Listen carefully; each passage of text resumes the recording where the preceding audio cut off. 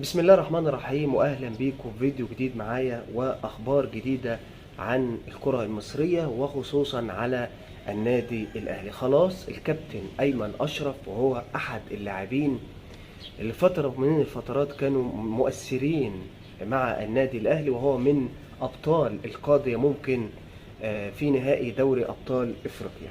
ايمن اشرف خلاص انتقل بشكل رسمي الى نادي البنك الاهلي، ولاعيبه النادي الاهلي عملت له كده حفله صغيره بيعبروا فيها عن امتنانهم وحبهم الكبير جدا. كابتن سيد عبد الحفيظ قال كلمه لايمن اشرف، واللعيبه كلها كانت مش عارف اقول بتواسي ايمن اشرف ولا بتحس ايمن اشرف ان هو يثبت نفسه في نادي البنك الاهلي، وان هو بتديله نوع من الدوافع ونوع من الحافز لايمن اشرف في المرحله المقبله. الوضع كان في غرفه ملابس النادي الاهلي كانت اجواء عائليه بين لاعيبه النادي الاهلي، وكان شيء كويس جدا وشيء دافع معنوي، وبيدي ايمن اشرف كده نوع من الدافع والحافز ان هو يبدا يعني يرجع مره تانية للعب، لان هو تقريبا بقاله اكتر من سنه ما لعبش نهائي مع النادي الاهلي. ومستر كولر يعني وجهة نظر ان هو لم يقتنع بقدرات ايمن اشرف، وبالتالي ايمن اشرف الى البنك الاهلي. احد ابناء النادي الاهلي يغادر،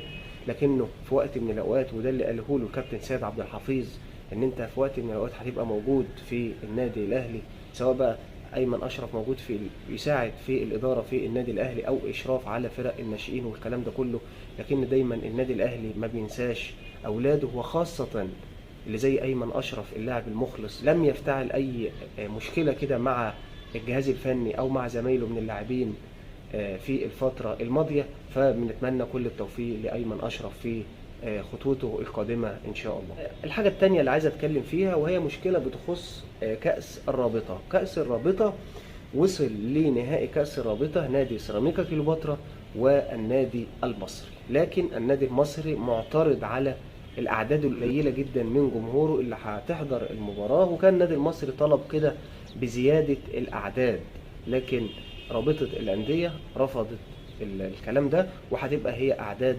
محدوده في هذه المباراه. فبالتالي مجلس اداره النادي المصري هدد بان هو في اجتماعات مستمره، وان هو في امكانيه ان هو يعني يعتذر عن المباراه او ما يحضرش المباراه.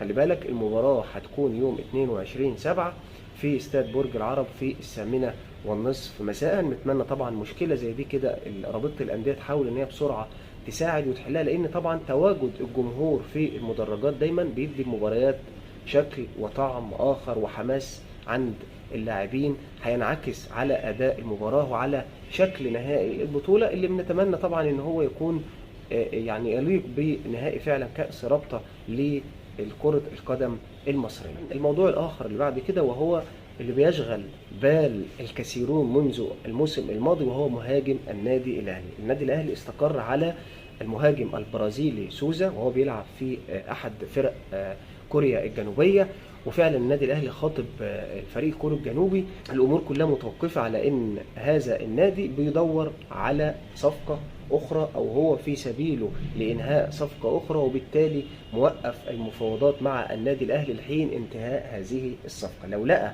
الصفقه دي او خلص في الصفقه دي، اكيد هيبقى سوزا متاح للنادي الاهلي. اللاعب يرغب في اللعب للنادي الاهلي، وايضا كولر مقتنع بقدرات هذا اللاعب، لانه شايف انه هيحل له مشكله المهاجم الصريح. ارقامه كويسه جدا، والاداره الفنيه مقتنعه بسوزا ان هو يكون المهاجم النادي الاهلي في الفتره المقبله.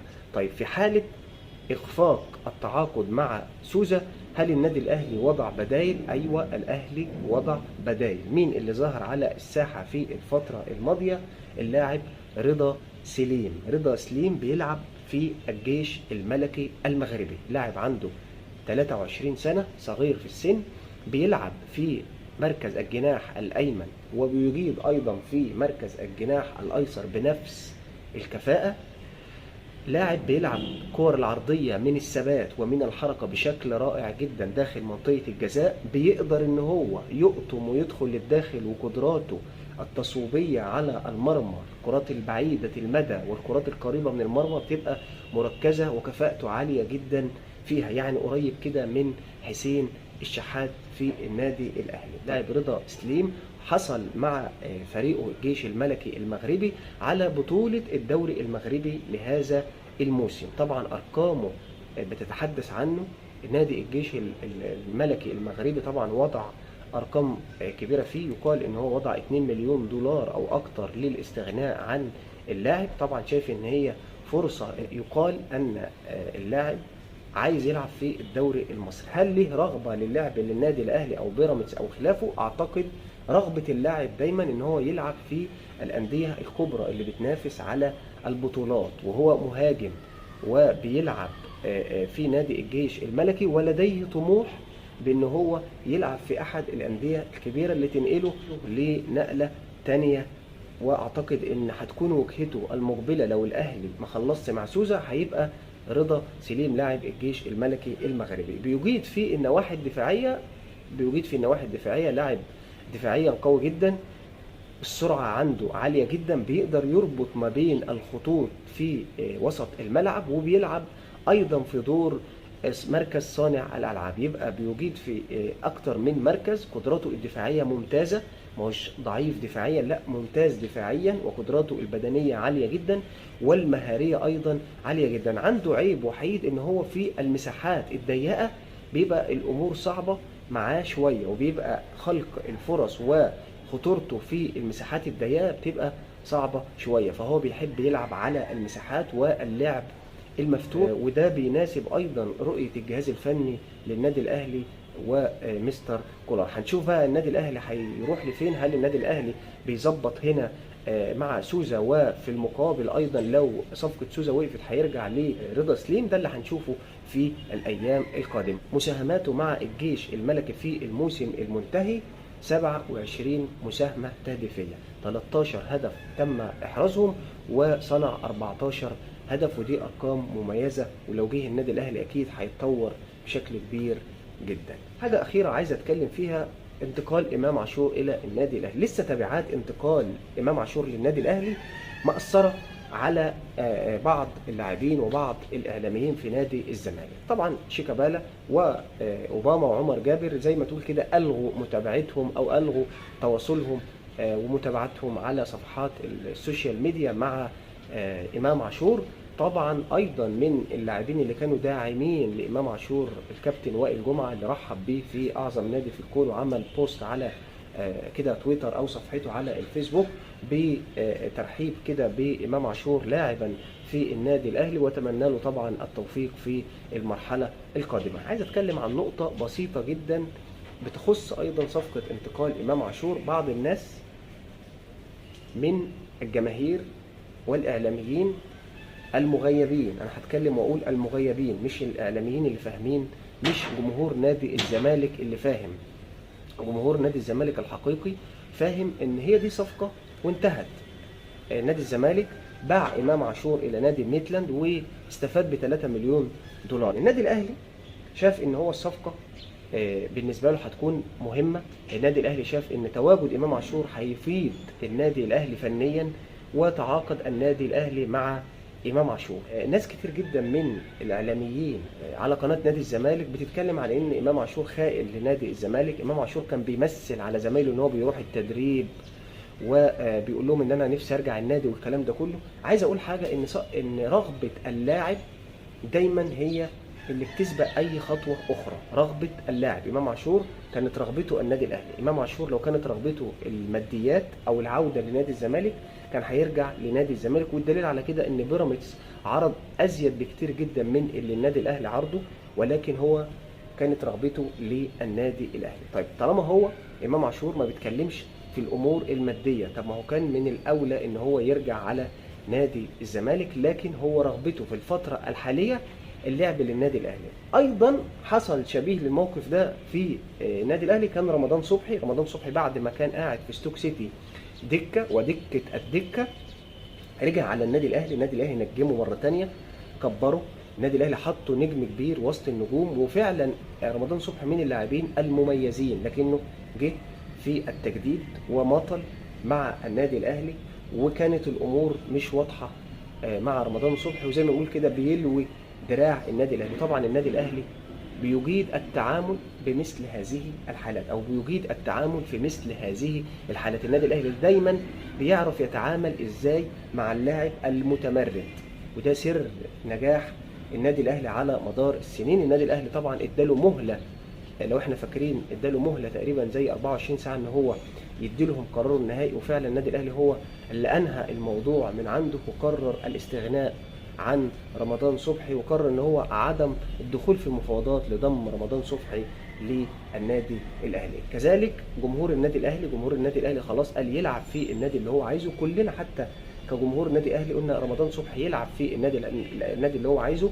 لاعب هو للاسف كان من ناشئين النادي الاهلي، لكنه بعد ما الاهلي كبره ونجمه. فاحنا دلوقتي بنتكلم عن حته الانتماء يا جماعه. موضوع الانتماء في كره القدم انتهى.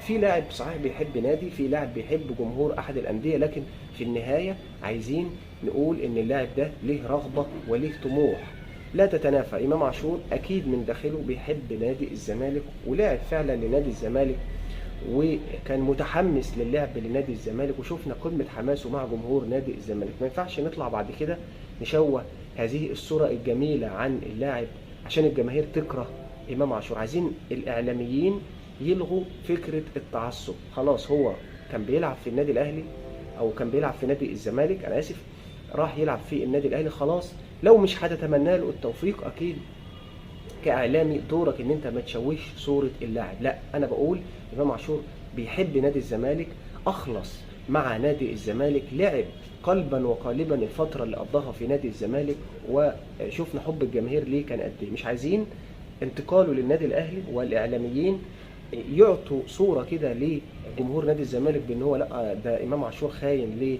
للنادي، ده امام عاشور لاعب بيمثل على النادي ودسيس على النادي، والكلام ده كله كلام غير مقبول. زي ما رمضان صبحي واحمد فتحي وشريف اكرامي وعبد الله السعيد كانوا احد كوادر النادي الاهلي في يوم من الايام، واحد اللعيبه اللي ساهموا معاه في البطولات، ما نقدرش ننكر الكلام ده. لا، نقول ان هم ساهموا، لكن هم حصل مواقف معاهم ومشوا من النادي الاهلي، اكيد مشوا بسبب مواقف معينه، لكن اثناء قضائهم للفتره اللي لعبوها في النادي الاهلي لا قدم ما عليهم للنادي الاهلي. شريف اكرامي بذل كسارى مجهوده، احمد فتحي بذل كسارى مجهوده، عبد الله السعيد هو الاخر بذل كسارى مجهوده، رمضان صبحي بذل العطاء للنادي الاهلي. لكن الاحوال بتتغير وقصه الانتماء دي بتقل في عالم كره القدم. اللاعب بيدور على رغباته وطموحه، ودينا شفنا دلوقتي رمضان صبحي دور على الطموح، وشفنا هو دلوقتي معاه كأس الطموح. شوف